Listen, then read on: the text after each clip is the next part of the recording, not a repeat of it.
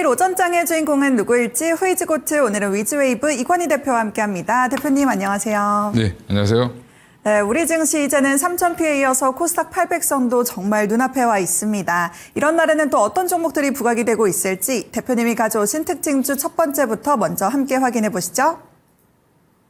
네, SK하이닉스는 거의 독주가 이어지고 있습니다. 오늘도 신고가를 경신했고 거의 SK하이닉스의 원맨쇼다 이렇게 이야기를 하던데 하반기에도 계속 이어진다 이렇게 보실까요? 일단 지금 SK하이닉스 PBR 기준으로 이제 2.5배 정도 수준 왔고요, 오늘. 그리고 이제 PER 기준으로 한 6배에서 7배 사이 정도 됐는데 지금 마이크론이 받는 밸류만 받는다고 해도 30만 원 훌쩍 넘어가야 되는, 한 40만 원을 가야 되는 상황인데 오늘 생각보다 강하죠. 그러니까 한 3% 정도 상승하지 않을까 했는데 7%까지 올라가고 있습니다. 그래서 외국인들의 수급이 좀 무섭게 들어오고 있다.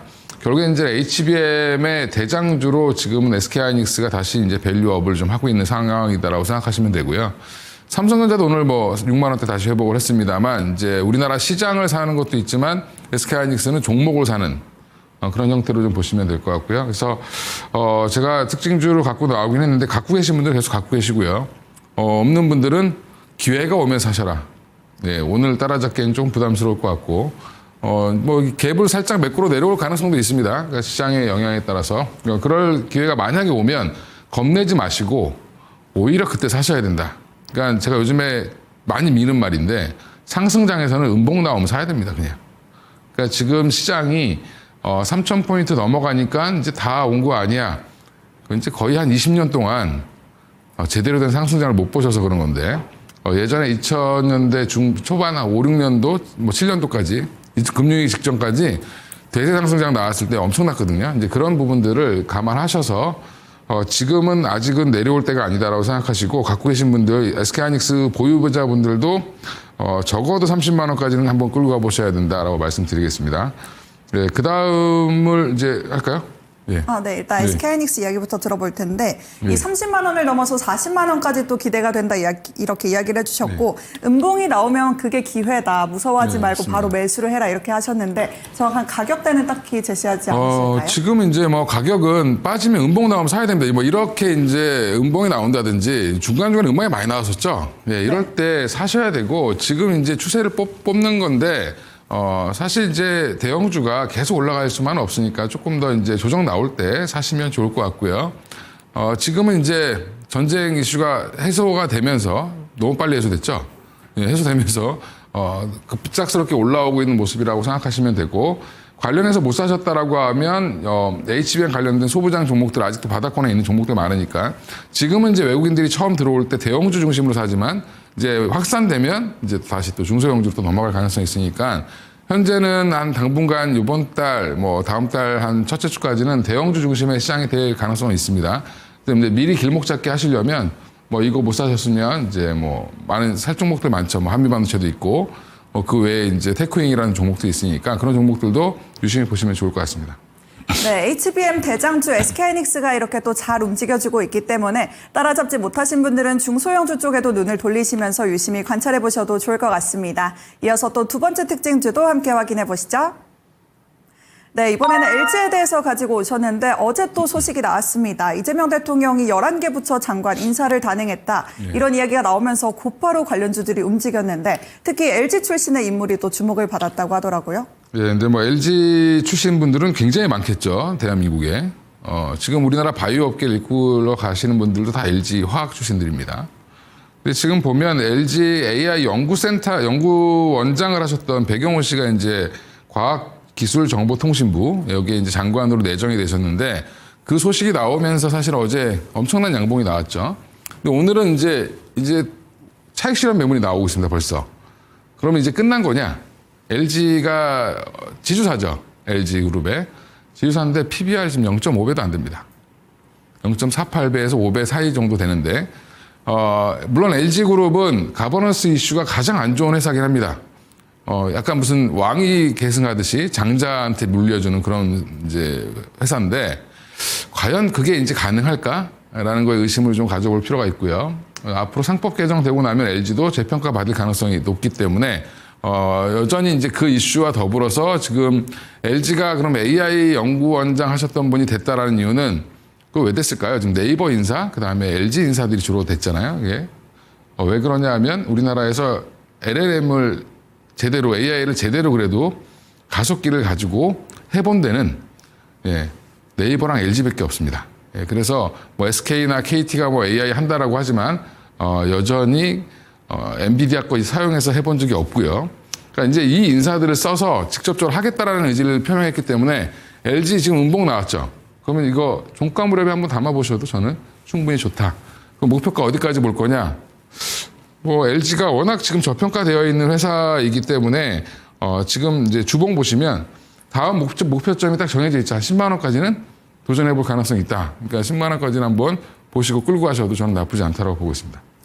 네, LG 오늘장에 또 바로 일부 차익 실현 매물이 출하되고 있지만 워낙에 저평가된 종목이기 때문에 종가쯤에 한 번 더 공략을 해보시는 것도 챙겨가 보시면 좋을 것 같습니다. 목표가도 10만 원 그 이상까지 제시해 주셨으니까 앞으로도 기대감 가지고 지켜보도록 하겠습니다. 이어서 또 세 번째 특징주도 함께 확인해 보시죠.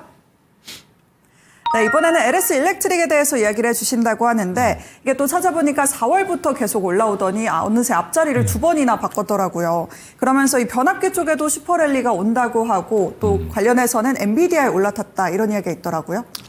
이제 뭐 흔히 이제 요즘에 많이 하는 말인데 정치권에서 많이 쓰는 말이긴 한데 도용해서 쓰면 엔비디아 묻었다. 뭐 이런 거죠. 그래서 엔비디아의 서버 관련돼서 구축을 하는 이제 엔비디아가 이제 요즘에는 칩만 파는 게 아니라 아예 그냥 렉 전체로 해가지고 서버에 들어가는 걸 통으로 파는데 그 서버가 이제 그 렉 자체가 이제 한마디로 큰 타워 같은 냉장고 같은 거죠. 이제 거기에 액체 냉각을 씁니다.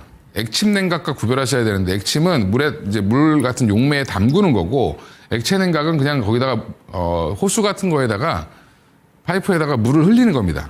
흘려서 열을 식히는 건데 데이터 센터 운용 비용 중에 가장 많이 들어가는 게 전기요금인데 이 전기요금을 아끼기 위해서 이제 액체 냉각을 쓰는 버티브라는 회사가 있는데 거기가 엔비디아랑 이제 같이 협업을 하고 있는데 거기에 이제 그 액체 냉각의 한마디로 그 순환을 하게 해주는 전자기 장치가 한 2개가 들어가는데 제어기라든지 이런 것들이 들어가는데 그거를 이제 LS 일렉트릭이 납품했다라는 단독 기사가 나왔죠. 근데 이게 처음 나온 게 아니라 예전에도 한번 나왔습니다.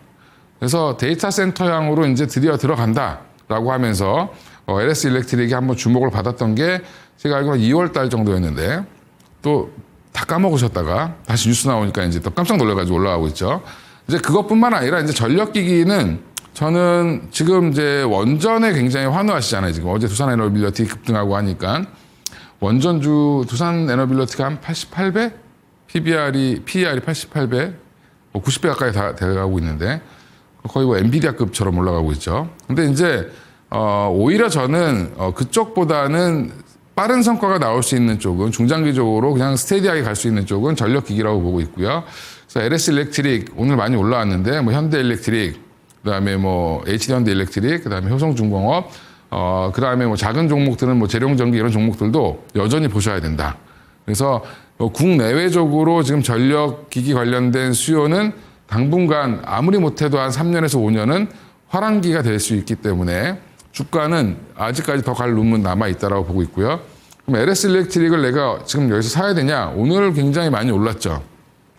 엔비디아 묻은 것 때문에 많이 올랐는데 사실은 그게 뭐 돈이 엄청 될지 안 될지는 좀 더 지켜봐야 됩니다. 그리고 LS 일렉트릭 것만 버티브가 쓸 건지 아니면 다른 회사 것도 같이 쓸 건지는 또 나중에 봐야 되는 거기 때문에 지금 이렇게 올라올 때 다시 한번 5일선 조정은 나올 겁니다. 이렇게 이런 식으로 양봉을 뽑고 또 조정받죠.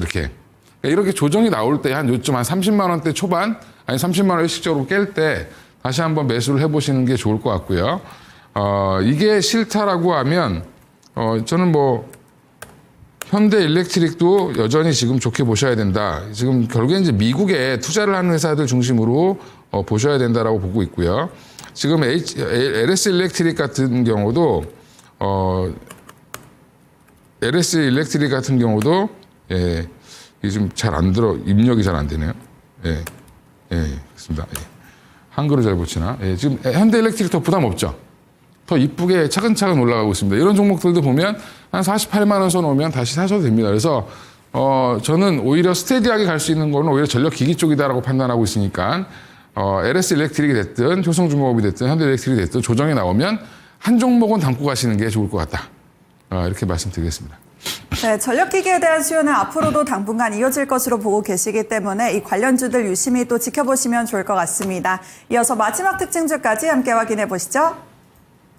네, 이번에는 하이젠 R&M에 대해서 이야기를 해주신다고 하시는데 이 어제 앞서 이야기 드렸던 과기부 장관 이야기도 나오면서 로봇주가 또 들썩였고 이 머스크의 야심작 로보택시도 공개가 되면서 오늘은 뭐 거의 날아오르고 있더라고요. 예, 근데 오해를 좀 부식시켜야 되는데 로보택시와 로봇주는 관련이 없다.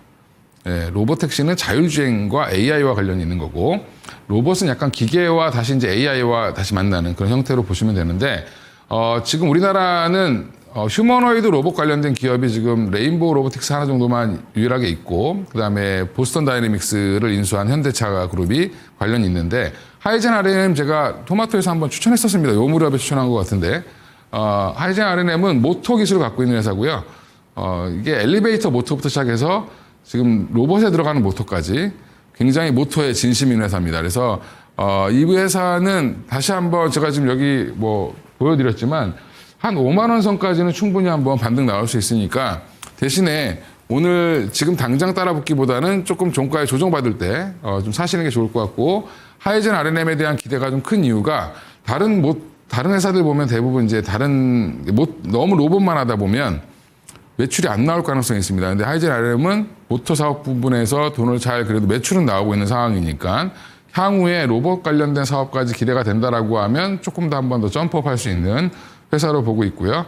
오늘 로보티즈가 이제 최근에 이제 대장 역할을 해주고 있는데 이것도 마찬가지로 LG 묻어서 그런 거죠. 예, 그래서 지금 이런 것들이 이제 뭐 너무 과하게 반영되고 있긴 한데 제가 후속주로 다시 한번 말씀을 또 한번 드리겠습니다. 네, 이렇게 하이젠 R&M까지 4가지 특징주 한번 살펴봤고요. 이번에는 대표님의 추천주로 넘어가 보겠습니다. 함께 확인해 보시죠. 네, 레인보우 로보틱스 앞서 이야기를 해주시면서 이 관련 종목도 함께 언급을 해주셨는데 또 시간이 조금 모자란 만큼 핵심만 쏙쏙 골라서 이야기해 주실까요? 핵심은 이제 올해 내로 휴머노이드 로봇 관련된 RB-Y1이라는 이제 휴머노이드 로봇을 처음으로 양산하는데 목표는 한 200대 정도 양산하는 걸로 하고 있고 내년부터는 아마 한 5,000대 이렇게 하는데 뭐 예약 판매를 지금 한다라고 합니다. 그래서 올해 내로 휴머노이드 모델이 처음으로 우리나라에서 양산되는 거기 때문에 여전히 관심 가지고 보셔야 되고요. 지금은 로보티즈가 더 좋아 보이지만 궁극적으로 삼성 묻어있는 삼성의 자회사인 레인보우 로보틱스가 대장 역할을 한번 해줄 걸로 믿습니다. 그래서 보스턴 다이내믹스 상장 이슈부터 시작해서 여러 가지 휴머노이드 로봇에 대한 글로벌 관심 급증하고 있으니까 여전히 보셔야 된다. 그리고 목표가 바로 말씀드릴까요? 시간 없으니까. 네네. 예, 목표가는 40만 원까지 일단 1차 목표가로 보시고 손절가는 27만 원 무너지면 추세는 다시 한번 꺾인다라고 보고 지금 로봇들은 돈을 버는 게 아니라 이슈로 움직이는 겁니다. 그래서 이슈가 또 사그라들면 또 빠질 수 있다라는 부분 당분간 이슈가 좀 지속된다라고 하면 근데 이슈를 끌고 가는 거는 레인보우 로보틱스가 될 수밖에 없다라고 보고요. 40만 원까지 일단 보시면 좋을 것 같습니다. 네, 시총 4위 자리를 놓고 또 치열하게 자리 싸움을 하고 있는 레인보우 로보틱스에 대한 이야기까지 들어봤습니다. 대표님 오늘 말씀 고맙습니다. 예, 감사합니다. 네, 이렇게 오늘 장의 추천주까지 확인해봤고요. 후이즈고트 오늘의 주인공은 레인보우 로보틱스입니다.